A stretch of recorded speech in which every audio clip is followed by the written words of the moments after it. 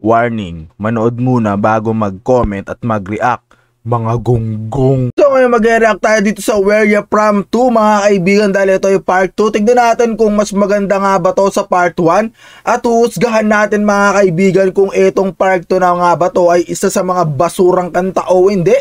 So bilang isang tagapakinig mga kaibigan ay magre-rate tayo from 0 out of 10. So simulan na natin to mga kaibigan in 3, 2, 1, let's go! So mas maganda to mga kaibigan pag may official music video, pero siguro kaya hindi pa nila ginagawa kasi nga nasa ECQ pa ngayon. Siguro lang, siguro. Raise your flag, homie. Taga saan ka?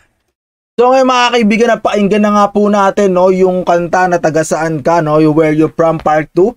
So ngayon mga kaibigan, magbibigay tayo rito ng ating honest opinion bilang isang tagapakinig. So unang-una mga kaibigan, dun muna tayo sa kanilang mga bawat verse mga kaibigan. So i-overall ko na yung kanilang mga bawat verse kasi lahat naman yun ay good mga kaibigan. So para sa akin, yung mga verse nilang binitawan dito mga kaibigan, para sa akin ay 8 out of 10 mga kaibigan. Syempre bitin tayo mga kaibigan kasi isang verse lang kada isang tao. So malay natin maglabas din si Sixth Street no ng kanyang sariling kanta, kasi alam nyo na naglabas na si Flo G no, dahil may parinig si Flo G doon, may pahaging sa Only pa lang daw no, alam nyo na yun.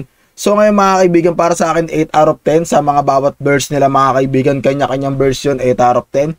Tapos dito naman mga kaibigan no, kasi maganda rin naman, mahirap din namang gumawa ng lyric video, so magbibigay na lang din ako ng rate para sa kanilang lyric video. So sa lyric video mga kaibigan, 8 out of 10 din kasi mahirap din namang gumawa ng gantong lyric video mga kaibigan. Kung papansin niyo kung paano in-edit to, appreciate natin, napakahirap din nun mga kaibigan, hindi lang siya simple.